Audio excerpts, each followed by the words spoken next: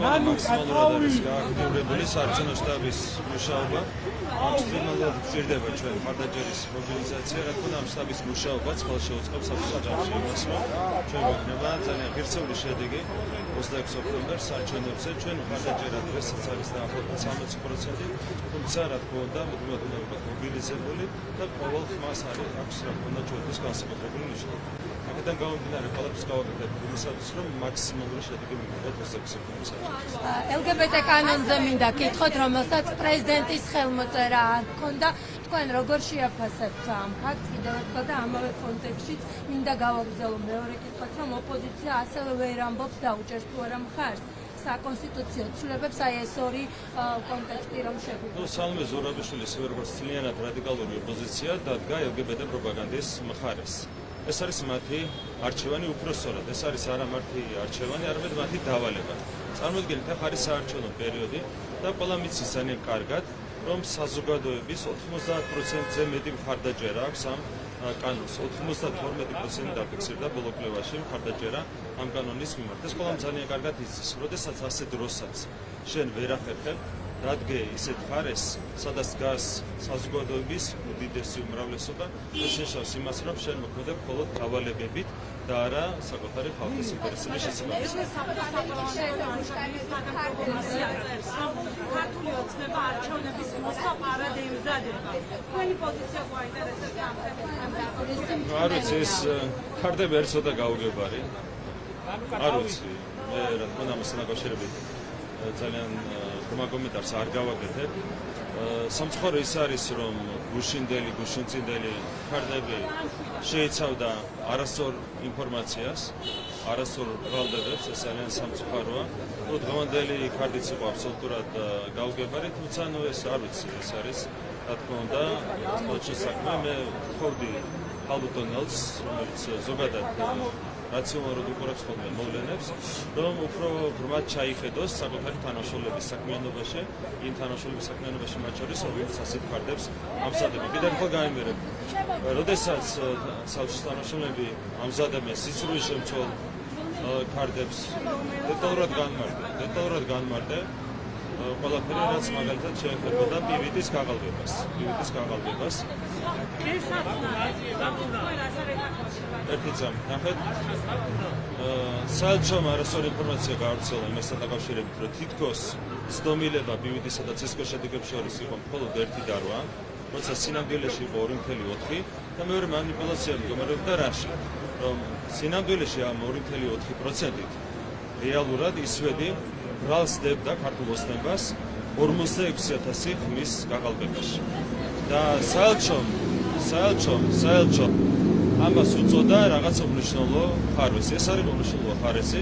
მე შეგახსენებთ, რომ ეს ბრალდება, უხეში ბრალდება. ჩვენ ვაბრალებდა ამერიკული დაფინანსებით მორბედი არასაკუთრებო ორგანიზაცია არჩევნების გაყალბებას 46,000 ხმით და ეს იქცა მთავარ საბაბად ოპოზიციისთვის, რომ ეცადათ ხელისუფლების შეცვლა ხალხის წინააღმდეგ რეგარში არჩევნების ჩატარება და ამას უწოდებს საელჩო უმნიშვნელო შესწავლას. ეს რა თქმა უნდა სიცრუეა და მე კიდევ ერთხელ ვთხოვდი ხალბატონ ელს, არამედ ჩვენ საჯაროდ ვისაუბრეთ ამასთან დაკავშირებით, საჯარო იქნება რა თქმა უნდა პირადადაც გავუზიარებ ელს, ჩემს მოსაზრებით ამასთან დაკავშირებით. თუ ჯერჯერობით გადარქმული ვარ საარჩევნო პროცესებზე, თუ იქნება საჭიროება, რა თქმა უნდა, ევროსაბჭოს რეზოლუციაზე მინდა ბატონო ირაკლი გითხოთ, ეთერში ვართ. 24 წევრიანი რეზოლუცია, რომელიც ისეთ არ მიჩნდა თითქოს ევროსაბჭოს სრული პოზიცია იყო, სადაც საუბარია, რომ ცესკო არის მიკერძოებული. თქვენ როგორ შეგიძლიათ მოდი? ეხლა რაც შეეხება თვითონ ამ განცხადებას, ერთი რომ 24-მა დეპუტატმა მოაწერა ხელი ამ დოკუმენტს 24-იც რო არ ყოფილიყო და რო ყოფილიყო თუნდაც 240 ან 600-ზე მეტი პასეს წევრია, თუნდაც რო ყოფილიყო 600, ხო? რა ფასი აქვს ასეთ განცხადებას, როცა არის სავსე ტყუილები, არის სავსე სიცრუე, ხო? თქვენ ძალიან კარგად იცით, რომ მხოლოდ 3 კვირაა დარჩენილი, უკნავ მეტი არჩევნებამდე და უპრეცედენტად შვიდ გარემოში ჯანსაღ არ არის? როგორ გარემო? რა ხდება ქვეყანაში? რატო არ არის შვიდი გარემო? რომელი დაშინება? ვინ დააშენეს კაცი, არა, ერთი დაშენების ფაქტი მითხარი. აცბერგის კი არ გეკითხებით, დაშენება სად იყო საქართველოში? აცბერგისი დააშენეს? აცბერგისი დააშენეს? ბიჭო, საარჩევნო პროცესებზე გელაპარაკებით. სად იყო ან დაშენება, ან მოსყიდვა, ან ადმინისტრაციული რესურსის გამოყენება, სად იყო? არ ყოფილა. ამიტომ არის სიცრუით სავსე.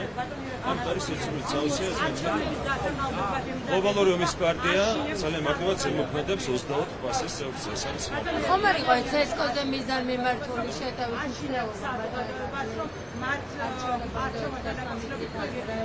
ინფორმაცია ასევე რამ განცხადებაში ნათქვამი არის რომ საიდან მოიტანეს? არა, საიდან მოიტანეს ეს? საიდან მოიტანეს ეს? რა ფაქტები აქვს? სად არის რომელი ფაქტი? არა, სად არის ერთი ფაქტი, რომელიმე დასკვნაში სად არის ერთი ფაქტი? ამიტომ გეუბნებით, რომ მინდა 24 დეპუტატი იყოს და ვინა 240, როცა ტყუილებით არის სავსე ასეთი დოკუმენტები, მათ ვერ იქნება თქვენები ვერავითარი ეს არის ჩვენი თავარი მიღწევა 2012 წლიდან მოყოლებული. თქვენი სიტ 2012 წლამდე იყო ტერორი, ჩვეულებრივი, ასეთი რეჟიმი იყო ჩამოყალიბებული, ტოტალური გაყალბება არჩევნების იყო წინა რეჟიმის ერთ-ერთი მთავარი შტრიხი. რაც შეეხება ჩვენს ხელისუფლებას 2012 წლის შემდეგ, რეალურად ჩვენ დავამკვიდრეთ ამ ქვეყანაში დემოკრატიული არჩევნების პრაქტიკა. აქედან გამომდინარე, რასაც ამბობდნენ ეს კონკრეტული წარმომადგენლები 24 პასეს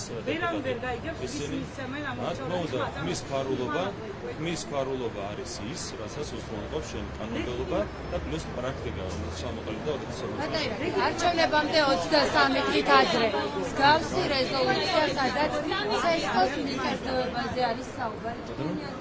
არჩევნებამდე 23 დღით ადრე მსგავსი რეზოლუცია, სადაც ცესკოს მიკერძოებაზე არის საუბარი. რა მიზანს შეიძლება? ერთი მარტივი მიზეზი აქვს ასეთ განცხადებებს. ყველა არის შეგუებული იმ ფაქტს, რომ ოპოზიცია არის განაწილებული ძალიან მძიმე მარცხისთვის. ხედავთ, რომ პრაქტიკულად კამპანიასაც კი არ ატარებენ, არც უფლებში გადიან, არც უბნებში გადიან, საერთოდ არ ჩანან არცად არ ჩანან. ერთ-ერთი რასაც აკეთებენ, კონკრეტული პარტიის ლიდერები, 10 კაცი, 15 კაცი, ჩადის ხოლმე რაიონულ ცენტრებში, არიგებს ფლაიერებს და ბრუნდება უკან. ეს არის ერთ-ერთი რასაც აკეთებენ. სოფლებში, უბნებში და შემდეგ. რეალურად არავითარი გაშლილი კამპანია არ არსებობს. ერთ-ერთი, ვინც აწარმოებს კამპანიას, არის ქართული ოსტანი. აქედანაც ჩანს დამატებით, რომ რეალურად საერთოდ არ აქვს გათვლა არჩევნებში რაიმე წარმატების მიღწევას. წინასწარი შეგუებული იმას, რომ რადიკალური ოპოზიცია წააგებს არჩევნებს ძალიან მძიმედ და შესაბამისად ერთ-ერთი რისთვისაც ემზადებიან არის არჩევნების შემდეგი დღეები.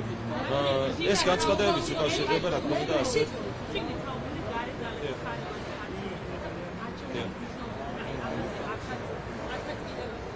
ხონო უპრეცედენტო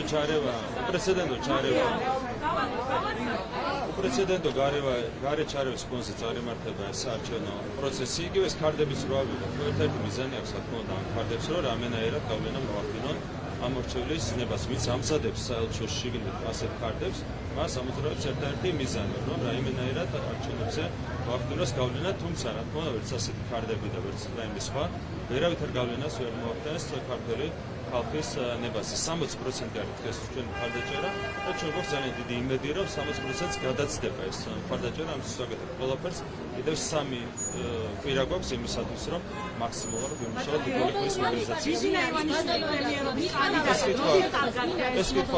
ეს კითხვა ბევრჯერ დაისვა. გლობალურ ომის პარტიასთან დაკავშირებით კითხვა ბევრჯერ დაისვა. და ამასთან დაკავშირებით ძალიან კარგად ვამბობთ რამეს, რომ ამ კონკრეტიკაში ჩვენ არ შევალთ და ვერ შევალთ, გამომდინარე იქიდან, რომ უხდებით ჩვენი ქვეყნის ეროვნულ ინტერესებს.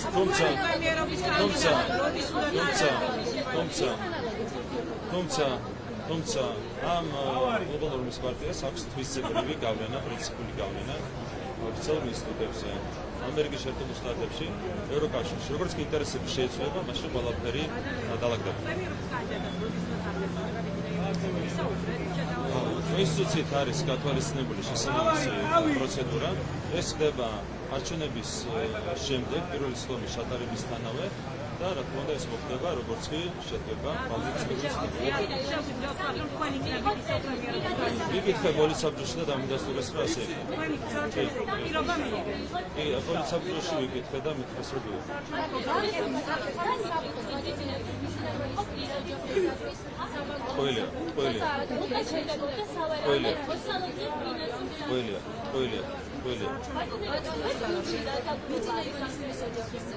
პირველი წერილი არის პირველი ბატონო ვინ შეუზღუდა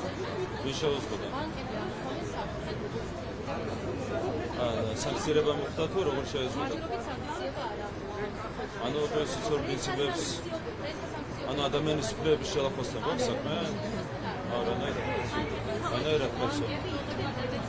რანაირად ერთი წამით ადამიანი თუ არ არის სანქცირებული რანაირად უნდა გადაწყვეტილი ადამიანის უფლებებს ლახავენ თქვენ ერთობით სამართალში არ ერთ წამით რა ეს ასამბლეიცით ვერ არის პრესასანქცია ხოდა მე არა თქვენ ერთობით ადამიანის უფლებებში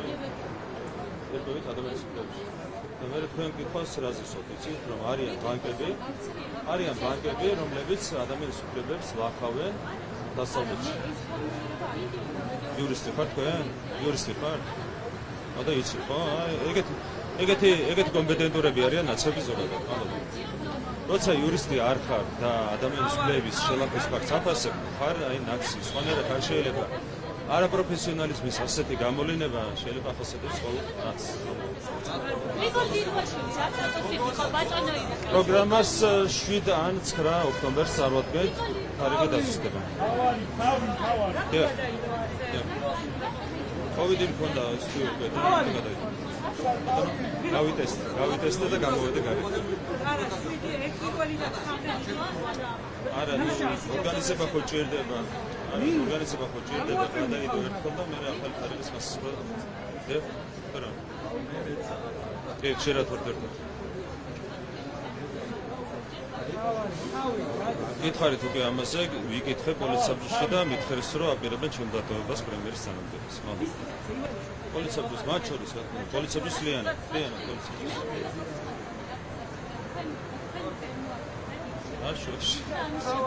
საერთოდ მეუფე იაკობის გაგზავნა, რა კითხვა ასე, საოცრება.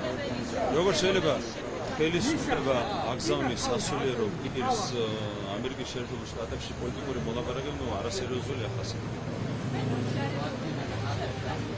არეულობა არის თქვენს პარტიებში, ნახეთ რა ხდება ნაცმოძრაობაში. კი, არეულობა ნაცმოძრაობაში არის სერიოზული არეულობა, ახალში არის სერიოზული რაცოდე. ახალში გაქვს სერიოზული არეულობა და იმაში პირველი მეთქი რა ქვია, ლელოში გაქვს სერიოზული არეულობა და იმაში გახარიებში თუ რა ქვია, მაგ პარტიას გაქვს სერიოზული არეულობა.